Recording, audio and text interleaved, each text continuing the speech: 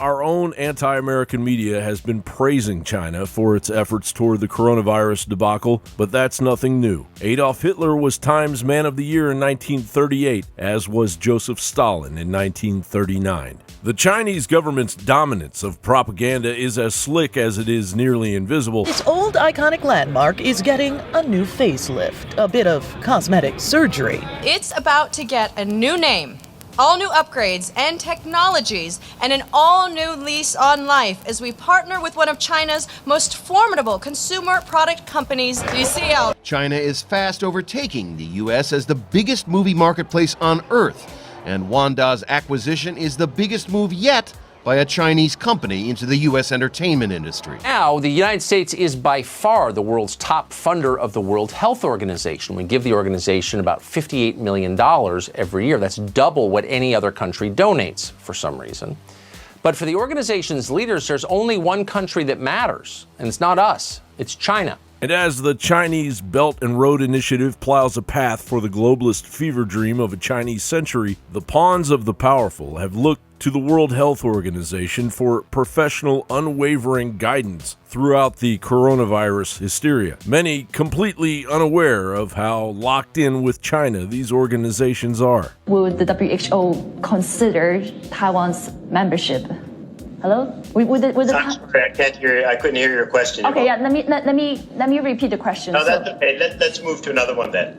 Right. Honestly, they've got out of their way to say, oh, nothing to see here, and then praise China, and they're pretending the connection doesn't work. Number one, we know that the WHO is a completely useless and corrupt body that has been completely taken over by Chinese Communist Party propagandists. As the Federalist reported, China worked tirelessly behind the scenes in lobbying to ensure the election of World Health Organization Director General Tedros Ghebreyesus, who previously served in the government of the Marxist and violently repressive Ethiopian People's Revolutionary Democratic Front.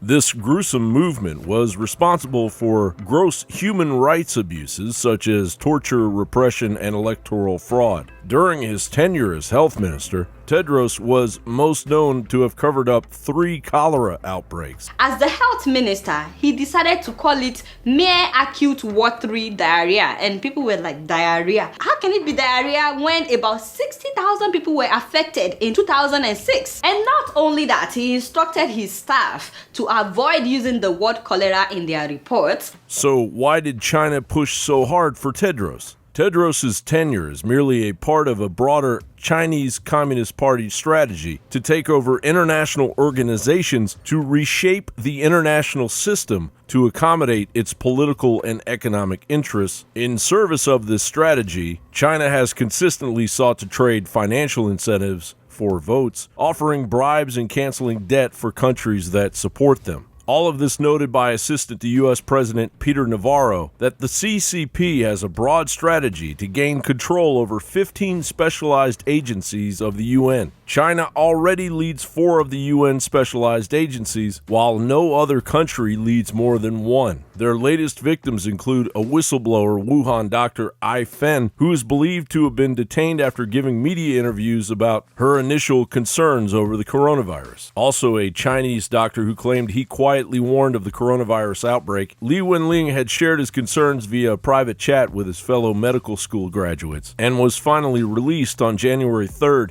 after signing a document saying he had committed illegal acts. Also, an outspoken tycoon who blasted Chinese President Xi Jinping and the Communist Party for their abysmal handling of the coronavirus went missing. Ren Jiquang had called Xi, one of China's most powerful leaders in modern history, a clown, and slammed the government's efforts to contain COVID-19. It's now my great pleasure to invite Lady Gaga and Hugh Evans to say more about this very special event.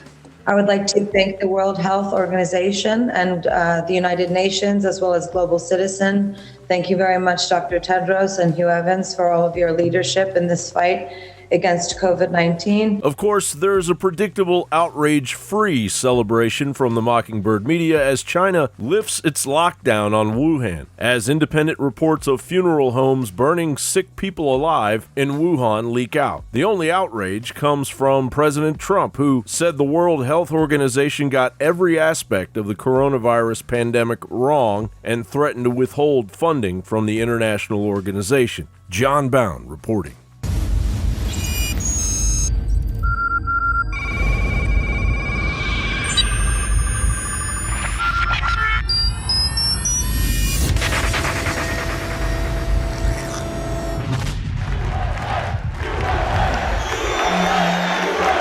Now it's easier than ever to have band.video on your iPhone. Simply go to band.video with your Safari browser. Then you click the share button at the bottom of the screen.